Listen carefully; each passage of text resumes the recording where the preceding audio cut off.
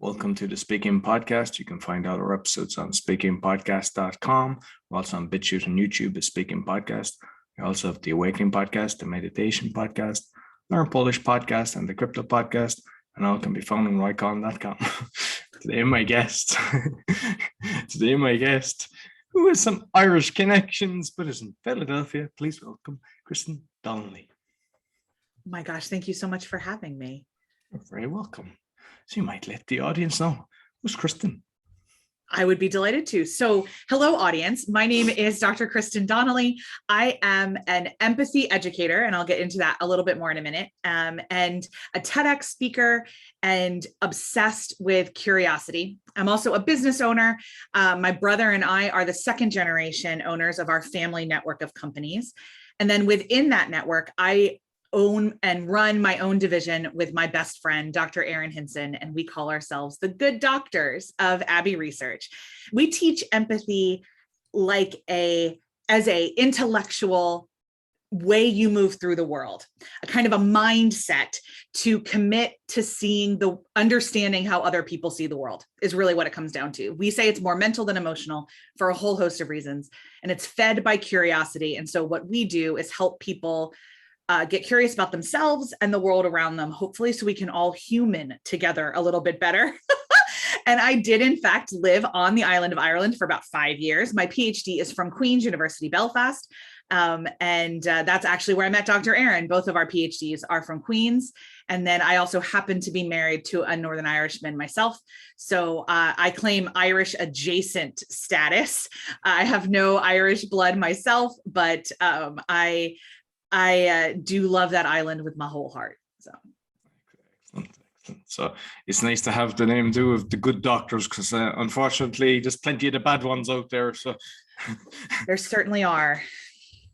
So I suppose let's go down the speaking route first, because I want to delve into what you're doing. I know that you've done a TEDx, but yes. And obviously, being a doctor, you'd be competent speaking as well, because you're used to patients and everything. But what were you like as a child? Sure. So just really quickly, we're doctors in that we're PhDs. We're not medical doctors. So just to clarify that for anyone listening, my medical training comes from watching many years of ER. So I don't think you want to be seeing me as a patient. What was I like as a child? I was a chatterbox even then. The first time I spoke in public, I was 3. And I was playing a lion who was present at the birth of Jesus. So in my church, nativity play. And I've been speaking in public ever since then. There's a huge joke in my family. My niece is currently 18 months old and does not stop talking. And there's been lots and lots of both loving and not so loving comments about how she takes after me. And that's, so yes, very, very, never met somebody who wasn't a friend, loved telling stories, loved getting to know people. I've been that way forever, much to, I'm sure at times, my parents' chagrin. No, very good. So I know you've done a TEDx, and I believe you've got another one planned for October. So yeah. You might let us know how you got about getting the TEDx and your preparation for it. For sure. So I'm actually heading into doing 2 in October, which is insane and an incredible privilege. So I've done 1. My first one was in May of 21 in South Lake Tahoe, California. And then my subsequent ones will be in Long Island, New York at TEDx Farmingdale, and in Chicago at TEDx Chicago. How I went about getting one is I applied. So there's lots of ways to get on a TEDx stage. The 2 that kind of barrel down is you can fill out an application, or you can be asked by the organizers. So TEDx means an independently organized event. So every single one is different. I've filled out, upwards of 20 applications at this point now, and every application is different. The only thing they have in common is they ask you, what is your idea and why are you the one to spread it? Everything I've gotten asked for videos, I've gotten asked for resumes, I've gotten asked for none of those things, but everybody wants to know the idea and why you're the one to work on spreading it. So my path is, I did a 2-day masterclass with a woman named Trisha Brook called The Art of the Big Talk. And in that, she kind of gives you all the tools that you need to apply for a TED stage. And I thought, well, I mean, I know how to apply now, but I'm not even sure my idea is ready. And I'd really kind of like to take this to the next level. So then I joined one of her master classes, and then I started working with her one-on-one. And in that process is how I narrowed down my idea, which for my first TED Talk was that we have to stop tolerating each other and we have to start welcoming each other instead. And I nailed that down. And so I was selected to the first TEDx I ever applied to, which was South Lake Tahoe. So how was your preparation for it? How much work did you do? So Roy, so much work. So I am not a memorized speaker when I do workshops. I love audience interaction, and even my keynotes, I'm not scripted. I have an outline. Nearly everybody does, but I really like interacting with the audience. TED needs to be memorized. So my first TEDx was 18 minutes and I memorized it all. And I worked with a coach to even understand choreography. When should I move on the stage and when shouldn't I? And my coach would tell you that I had this like bag of verbal tricks I had been using for a long time, and that she had to get rid of quite a few of them. So it was a lot of work and a lot of stuff, lots of memorization tricks. There's lots of tips about like, record yourself and listen to yourself a lot. That doesn't work for me. What works for me is literally just saying it over and over and over again. So I printed out the script once I wrote it and it was locked and all the edits were done, carried it with me everywhere. I remember reading it in the hair salon. I read it like in traffic, like, if we were in it, I read it everywhere. And then by the time I got to Tahoe, it was like in my bones. Like I knew it to just talk like I was having a conversation. But I'll tell you, I'll be really honest. The mechanics of the preparation were not as challenging for me as the mindset work. And I think if I had been told entering into a professional speaking career that the mindset work would be the most challenging, I wouldn't have believed you, or I would have thought that I was already fine.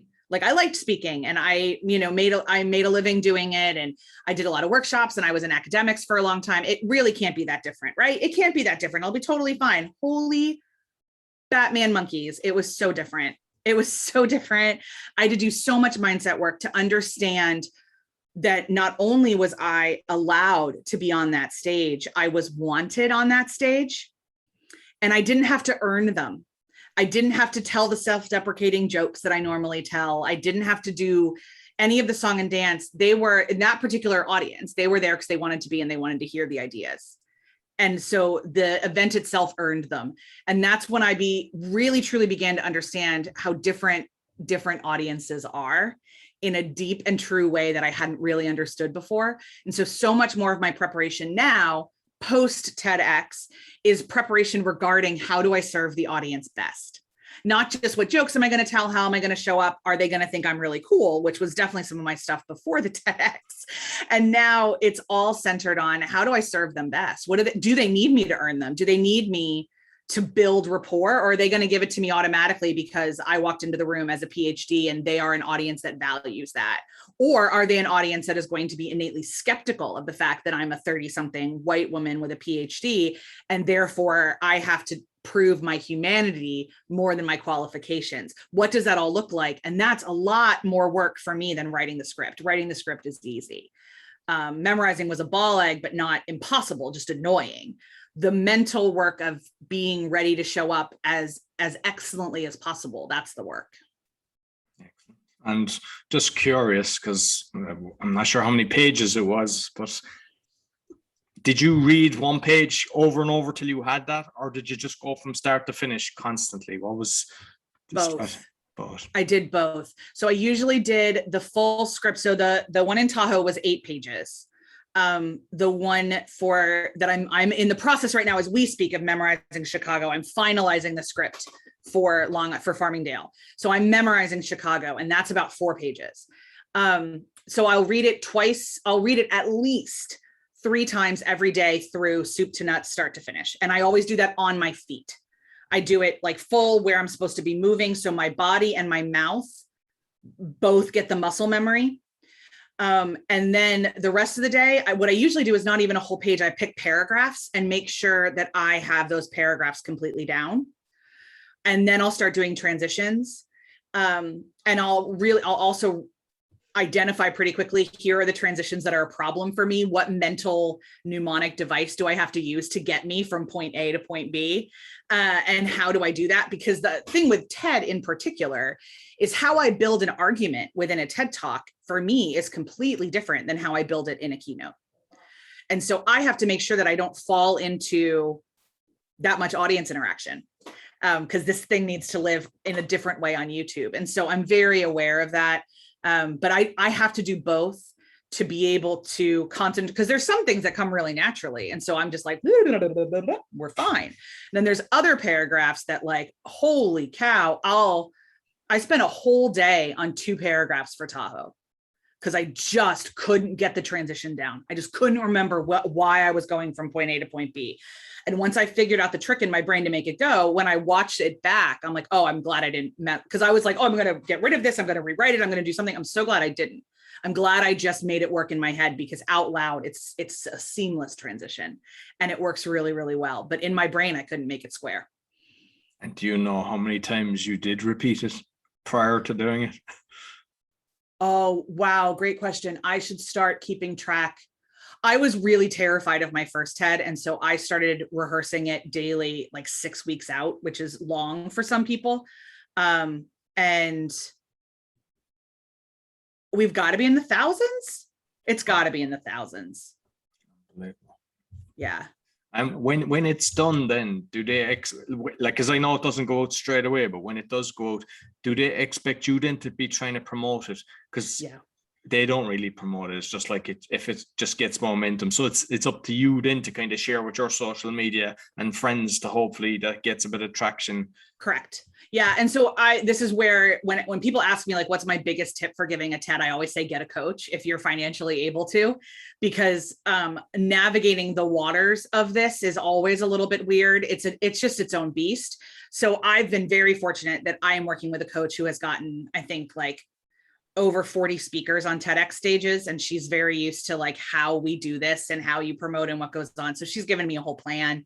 And my one from Tahoe isn't live yet. I'm checking it's any day now, it's imminent. So my first thing every morning is checking the YouTube channel. And once that happens, we've got a plan that I'm really excited to see how it unfurls. To release it out into the universe. But especially, I'm incredibly proud of the talk. It's the best performance I've done to date. And because that's what a TED is. It's a performance more than any other speaking engagement I've ever done. It is a soup to nuts monologue that you are just your own character. And so it's the best one I've ever done. And I'm excited to share it with the world, because the message I find to be very, very, very important. But it would have been a little bit more mental work if I wasn't so proud of it, if that makes sense. Yeah. But I'm like, no, I nailed it. Let's get it out there. There's nothing for me to be ashamed of. So it's yeah. Excellent. Yeah, I mean, send a link as soon as it's done so that I'll make sure that it'll be in the show as well, the show notes, and I put it out on the the Facebook page as well. So thank you. I certainly will. Yeah, no, because I normally would look at the TEDx, because I've seen other stuff that you've done, and I was looking and I was doing a search. So yeah, that's good. I was so no, I'll make sure I'll do that. So with Keynote, so what's the difference? And I mean, obviously you've mentioned that you're connecting with the audience, you're finding out more about the audience after doing that, but just what's your structure and how you kind of, I mean, I'm hoping you don't spend 1,000 plus times, but I know people, I mean, I understand why it's your best speech, because I mean, I would never in a million years do that. I mean, I just don't have the patience to do it that many times. But I know that through competitions, because I've got into like the final in a competition of 5 countries, and I know that just by doing it in front of other clubs and just getting feedback and everything, looking at the difference from the start to the end, it was like, so I can imagine, because you have practiced this so many times, you had the coach, and you've obviously were probably doing it in front of people as well, just getting the experience. That's why it gets better. Unfortunately, we can't do that all the time because time constraints. Yeah, so in terms of a keynote, I've got, really, I give about 3. Those are about the ones that people ask for. And then there's little tweaks in every single one, whichever one they pick. So I talk about, and they can be as a keynote or a workshop. They're pretty flexible topics. I can take them anyway. So one of the things that I talk a lot about is unlearning why we are so exhausted as people. And especially as North Americans, talking about the fact that our cultural value is productivity. And we have to stop being human doings and reframe to be human beings. But that's an unlearning process. It's not just changing your mind or doing anything else. It's an active unlearning. So I talk about that. I talk about the importance of facing trauma head on as a community, and also not comparing it when people share it with you. So reframing how we talk about trauma, how we don't say anymore, that's not a big deal, you're overreacting, you're being a child, or, you know, that's not as bad as you think it is. And instead we just learn to hold people's pain and work it through together, rather than minimizing somebody else's because you think it's silly. It doesn't matter what you think, it matters what they think. And so I do a lot on that. And then the final one is encouraging people to see diversity differently, which is a lot of my TED Talk.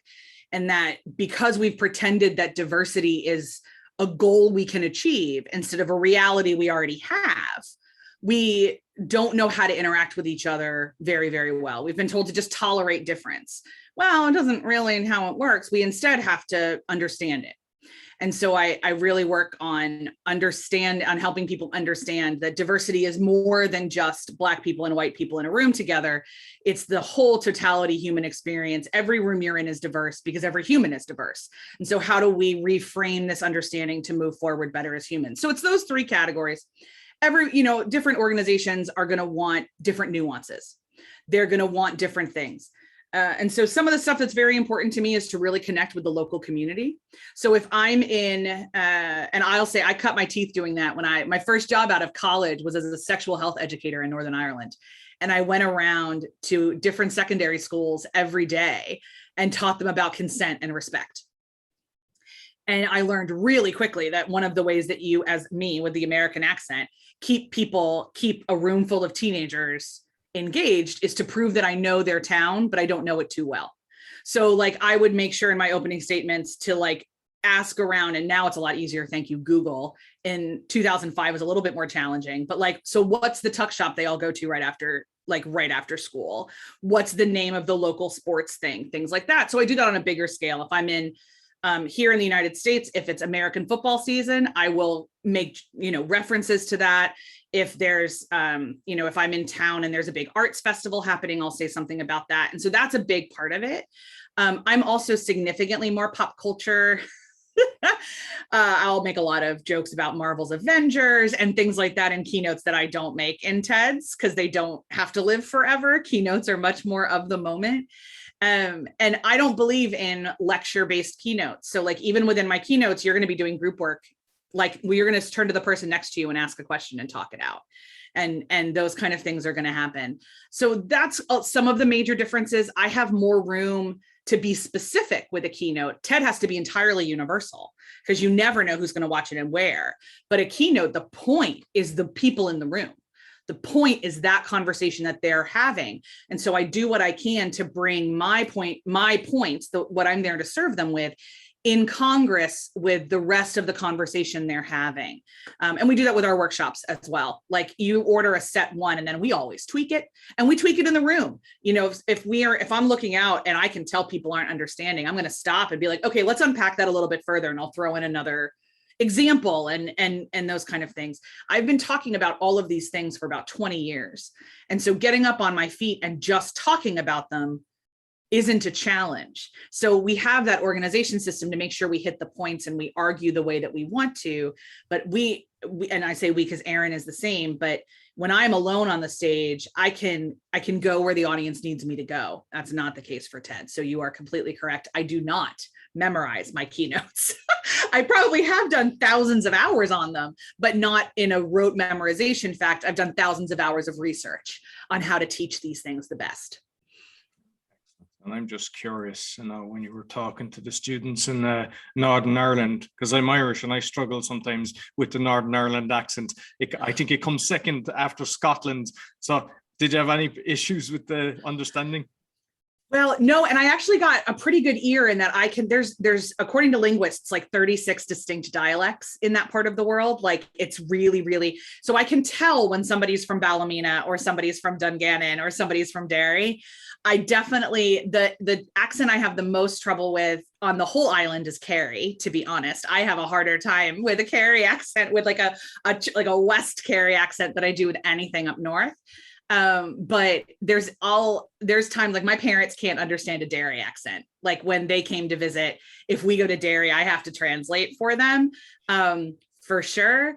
But no, I didn't have a whole lot of trouble. And some of that is because I was endlessly fascinated by it. And I was fascinated by the slang words that the kids would use. And I'd have to learn the different, it was just, I'm a giant nerd. So I just felt like this, eavesdropping sponge everywhere I went. Okay, so what do we use this word for here? And even now, my husband, who's lived a lot of different places and not just Tyrone, he's also lived in Los Angeles and Dublin and now Philadelphia. So we're both kind of verbal mutts, because I've also lived in Texas and Kentucky, and England, and so we're kind of all over the place. But he'll say something, I'll look at him and be like, "Pardon?" What was that word? What did you just say? And I have to have him unpack it. But it's fast. So, and sometimes if his dad speaks really quickly, I struggle to understand his dad. But most Northern Irish accents I can get away with pretty okay, to the point where I'm very comfortable making fun of Rory McIlroy for not really having an accent anymore. So. Very good. And I don't know, do you notice it? Because, because I'm living in Poland, when I meet somebody that has either been in the UK or anywhere in Ireland, I nearly know where they've actually worked, because they pick up the slang, like in Cork, we say like, and this kind of, we're singing, as you mentioned, Kerry is different, even though it's the county next to Cork, but you probably the same. If you come across somebody that have been there, you nearly go, yeah, I know what part you actually, were working. For sure. I can tell when somebody's been, definitely between Belfast and Dublin. And then I can tell Dublin from the rest of, from the countryside. That's pretty easy. And then, when I listen to the BBC, which I still try to do because I miss it, I can usually pick out the accents of where they are, even on the British mainland. Like I don't have Aberdeen and Glasgow separated in my brain, but I can tell if it's North or South Welsh, because those are definitely different. And, I can generally tell a couple of the pockets of London. And, but yeah, no, it's very easy because of the slang words, and which is why I throw so many people off. And I'm constantly like, so where did you live? So. It's actually strange for Ireland, for such a small country. I think it's like 5 million now, the population, that you have so many different accents, and they are massive difference. Massive difference. So it's when people say oh, can you do an Irish accent? I'm like, what part? What do you want, the Lucky Charms leprechaun? Do you want me to sound like I'm an extra in the Commitments? Like, what accent are you going for here? But definitely I can approximate Belfast, like a very typical working class Belfast accent, for about 4 lines, and then I sound ridiculous. But for me, so much of accents is the cadence. It is the way the sentences move rhythmically, and that is generally the same on most of the island. So it's how the vowels change, but the rhythm doesn't change quite as much as the slang and the vowels do. It's fascinating when you kind of think about it and go, yeah. So I know you've got a podcast yourself, and that you do with your partner. So you might, let us know what it's about and why you started it. For sure. Well, we started a podcast because we had been doing a YouTube channel for about 4 years, and everybody asked us when we were making it a podcast, because they wanted to listen to it in their car and not just at their computer. And so that's what we turned the YouTube channel into, a podcast. It's called The Culture Cast. It comes out 3 times a week because we have a lot of YouTube content. And what we've done is taken a lot of the pop culture analysis that we've done. We kind of cut our teeth, as it were, uncovering The Handmaid's Tale and doing episode by episode recaps of that show and The Crown and a delightful Netflix show called Glow. And that's really how we built our audience, and was talking about popular culture, Hallmark Christmas movies we did episodes on, about popular culture from an academic perspective, and how can looking at pop culture through an analytical lens help us be humans better. Because they're just stories, and we all learn about the world through stories. We change our minds through stories. We grow as humans through stories. So we've started talking about them. And so now that's what the podcast is. On Mondays and Fridays, it's the audio feed from a YouTube video that we've done on a pop culture thing. Right now, as you and I are talking, we're covering Disney Plus's series, The Falcon and the Winter Soldier, and having a lot of conversations about what it says about the American military industrial complex, about what it says about trauma, what it says about racism in America, having a lot of those kind of conversations. And then also just flat out, like, we really think the series is cool. So being like, and then that fight scene. So we're nerds overall. And then on Wednesdays, we bring you a more lived culture analysis, which comes from our YouTube lives. We go live on YouTube every Tuesday at 3 p.m. Eastern Standard Time, YouTube and Facebook, to interact with anyone who can join us. And we'll take the audio from that and it becomes the podcast. And those topics are things like, how do I have empathy for people I think are harmful? Why are flags so important to people? What exactly is Brexit? We've talked about how do I have a relationship with somebody who's hurt me? Things like that. We unpack a lot of that more from, again, our academic and analytical perspective. My PhD is in sociology and hers is in history and anthropology. And so really what we're taught at a world-class research institution was how to analyze culture. Beyond that, I also have a master's in social work. And so we kind of combine all of this academic and real life training to try to help people see the world a little bit differently. So the podcast is called The Culture Cast. Again, it's out 3 times a week. They're around a half an hour, but I can't lie. Sometimes we waffle on for a little bit longer than that.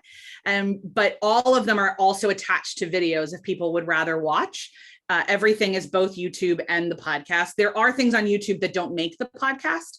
We have some more difficult conversations sometimes about colonization, for instance, and those we really want to have visual aids with. And so we ask you to join us on YouTube.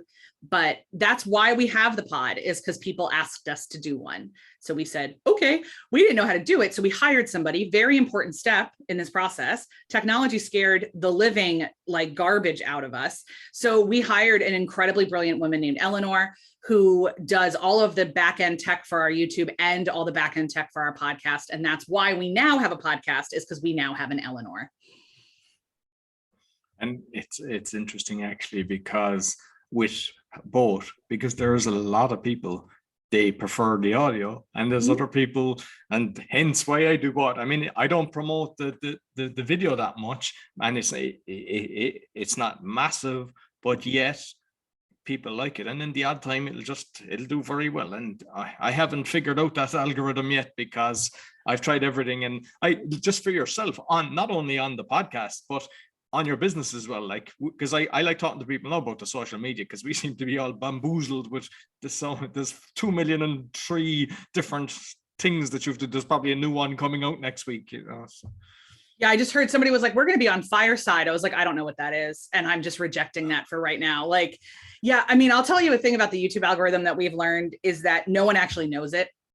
And like nobody knows it. And part of it's because Google owns them and they mess with the algorithm whenever they feel like it. So all that we know for sure is that if you have an active YouTube presence, you show up higher in Google searches. And that YouTube videos show up higher in Google searches than any other kind of video. So we know that for sure. How you actually build a following, I mean, honestly, anybody's guess. We did an experiment one week where we asked 4 different YouTube experts how they would grow our channel. And we got like 2.5 different answers, wildly different answers. We're like, okay, so we're just gonna keep doing what we're doing because this works for us and everything else is stressful. But yeah, I mean, it's a crapshoot. I've decided to stop chasing subscribers, listeners, and followers. And we just show up and we are who we are, and they'll find us. And that may or may not jive with somebody's social media strategy for us, but it's the only way I know how to sleep at night and not like lose my mind over my follower count, is I just show up and serve. Erin shows up and serves. We do it together and apart. And then people find us when they want to. And the only outreach I do actually at this point, to be completely honest, is I spend a lot of time on Clubhouse. which is an audio app I adore and find a lot of resonance in. And then I do spend a decent amount of time asking people to be on their podcast if I really love their podcast and I think I can serve their audience.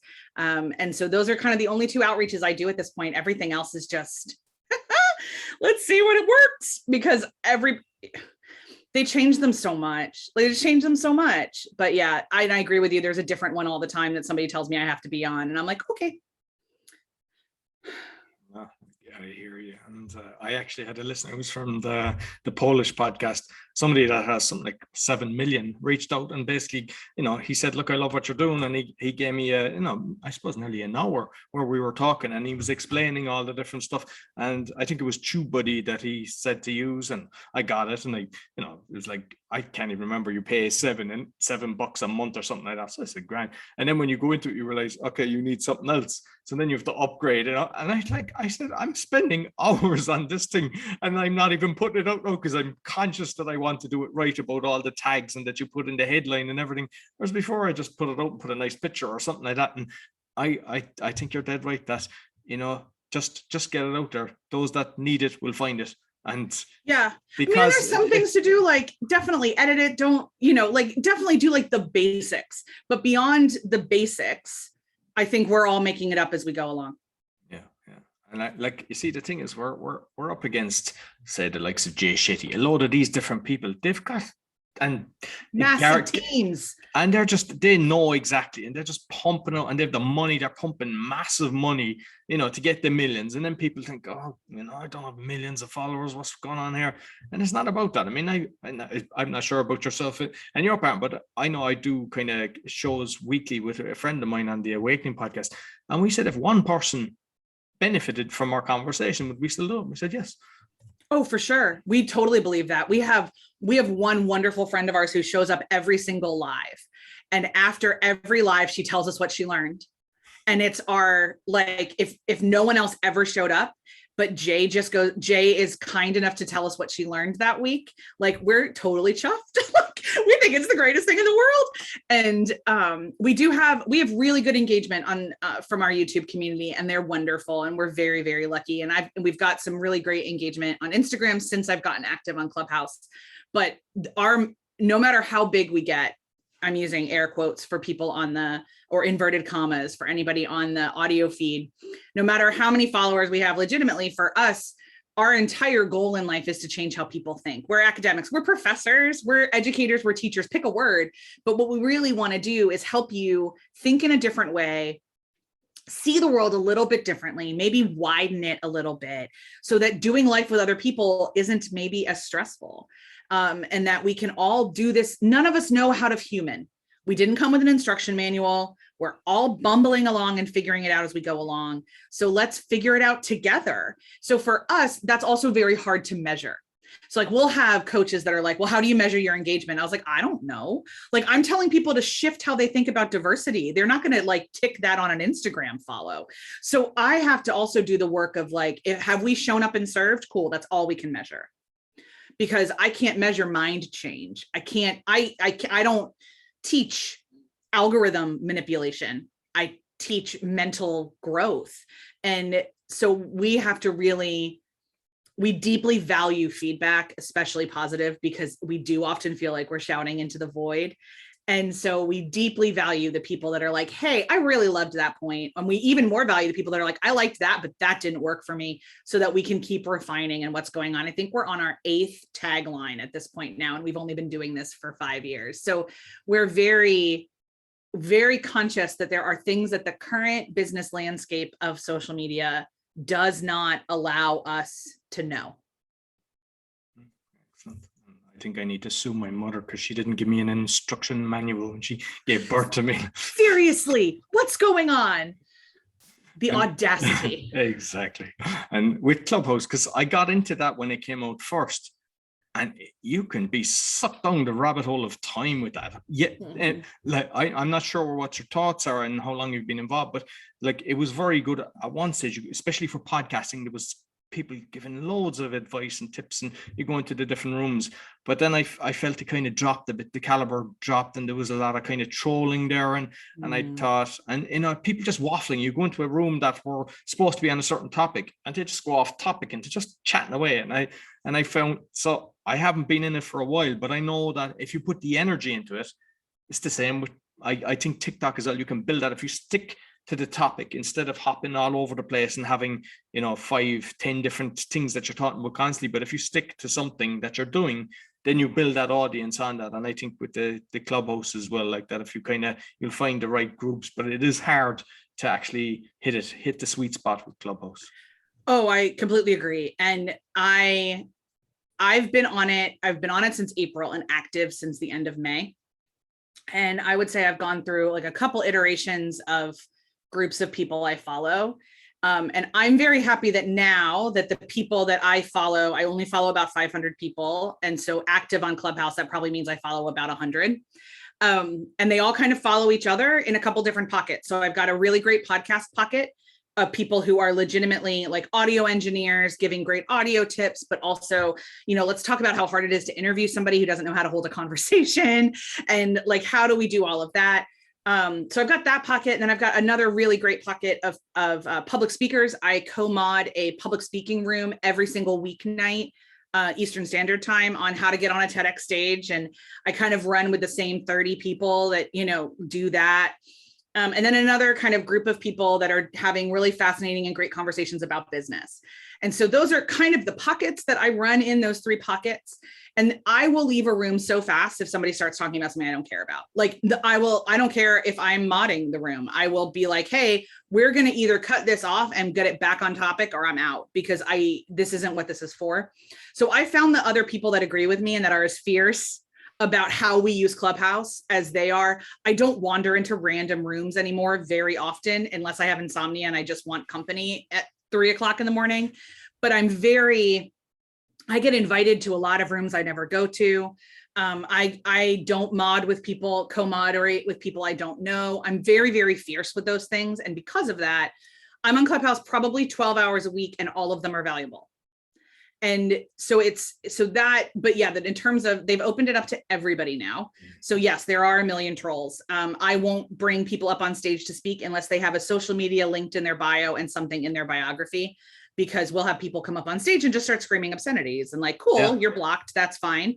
But I made sure that I'm with fellow moderators that agree with me. So like, they're not going to let people up that aren't human persons. Who are there to have a conversation. So just like every app, I was at the very beginning of Twitter too, where like, it's really good at the beginning and then it's crap for a little while. And then once you learn how to use it, it can be really good for you again. And I think that's the part that Clubhouse is in right now. And it's not for everybody, for sure. If you're not an audio learner, then it's not going to be for you. But for me, it's a podcast that talks back. So it's a podcast I get to talk to. So I love it. It works really well for me. My partner will never go on it. It would be her nightmare. But it works really well for me. I think that's great advice, what you said and how you do it. And just for people that don't really know about it, is the people that you follow. So you, as you say, you kind of get your circle that you can then go into your friends list and it'll tell you what room they're in. Yep. So, so if it's a podcast, as you say, someone that's normally podcasting, he's in a group, he could be a moderator, and it's easy to find a decent room by just going through the people that you're following. Yeah. So no, that makes a lot of sense. Now, there's one thing that I haven't heard of before, and I wanted to discuss with you. You're a member of Forbes Business Council. What's that about? Yes, sir. Ooh, that sounds very posh. It probably is. But no, it's an honor. It's an honor to be a part of it, honestly, because Forbes, who everybody knows, right? So Forbes, the big business magazine, they have these councils around coaching and entrepreneurship and leadership and business and some other kind of stuff. And they select a couple of us who are thought leaders in that area and put us all together. And we put out a lot of content. We answer the questions that people are asking, and we kind of do it together. And so this is a way to, it's Forbes saying that I know what I'm talking about, which is an incredible honor to have Forbes say that I'm a thought leader in the area of people and business and how do we do the business of people. But it's also a great opportunity for me, as far as I'm concerned, to serve other folks, because my reach is a lot bigger now. And so I get to say something I think is really important, and Forbes is the one that publishes it. And so it's not just on my LinkedIn, it's on Forbes. And so that's really nice. You have to be nominated, and I was by somebody that I trust deeply. And then once you're accepted, you're kind of in this cohort of other thought leaders, as it were, and people who are very good at their jobs. And so I was incredibly humbled to be nominated, and also incredibly humbled to be selected. Excellent, excellent. I would love to kind of go down the kind of different things that you're talking on, but I know we'd go into hours. So I'm not sure, maybe we just touch on one, like the mental health, because I think it's something, and that we'll kind of wrap it up with that, because I don't want to extend an hour, but the mental health, I believe it kind of affects everybody. Yes. Yeah, I know when, as people, we decided that your brain and your body weren't connected. And it's like, before the arrival of Christ, like we've thought that for a really long time. And we got even more intense with it during the Enlightenment and the Industrial Revolution, that we can separate parts of our bodies from other. And so we started talking about health versus mental health, and health, versus spiritual health versus, other kinds of health. We started pretending we could segment those things. And just like you can't, this malarkey about like keeping your home life at home and not bringing it to work, which has never been true, like never. You always bring your emotions with you wherever you go. I like to think that we're in an international conversation now, but understanding that we don't need to say mental health, we can just say health, and we mean someone's whole person. And that you can't have a physically healthy body and a very, very unhealthy, toxic brain and still be a healthy person. That's not kind of how this works. It's just not how we're built. And so I'm not a mental health practitioner. I usually joke I'm a mental health hobbyist, because I have a lot of the tools that professionals have, and I spend a lot of time looking and thinking at it. I've never been a clinical therapist, and nor will I. That's not my calling. But I've been in therapy since I was 8. In and out of it. I've had a lot of different kinds of it, and I love a lot of people who are therapists. So I have some of that lens. I have some of that stuff. And when I listen to people, it's pretty easy at times for me to pick out conversations where, oh, that's really like a deep mental health thing that we could be talking to professionals about. But more than anything, what we see our view as Abbey Research, and then as humans, as both Aaron and Kristen, is to help people transition that thought process from the emotions and mental processes as things that we can separate from the rest of our health schema. Excellent. So I know we could probably talk for 2 hours on all the different things that you cover, but I'm sure they should go in and listen to your YouTube channel and your podcast. So you might let me know how people can get in contact with you. Oh my gosh, we would be delighted to have you. Even if you think I've been talking rubbish for the last 45 minutes, we would love to have you and have the conversation. So our company is called Abbey Research, and Abbey is spelled with an E. So it's ABBEY, and then research like research. So the easiest way to find us is on every social media. We are at Abbey Research. So we're at Abbey Research on Instagram, Twitter, Facebook, YouTube, and LinkedIn. We are not on TikTok because it scares us, but feel free. I do make reels on Instagram, so you can see us in video. The most active places definitely are YouTube, which is youtube.com/Abbey Research. As long as you spell Abbey with an E, you'll generally find us. Excellent. And I'll make sure I put all the links in the podcast description, both on the audio and the video, because you do both, and so do I. So thank you very much. Thank you. So that's all for the Speaking Podcast. You can find all our episodes on speakingpodcast.com, on BitChute and YouTube. Be sure to give us a thumbs up, 5-star rating, a review. It all helps, and share with your friends. Until next week, take care.